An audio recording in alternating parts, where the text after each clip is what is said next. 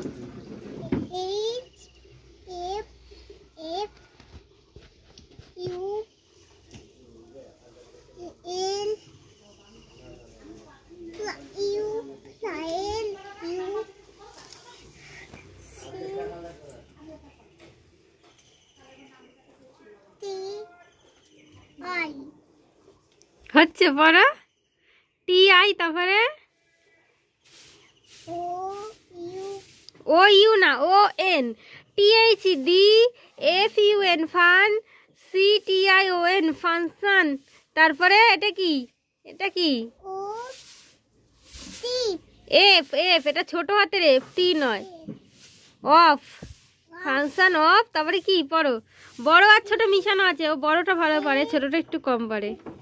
এখন মামার বই পড়ছে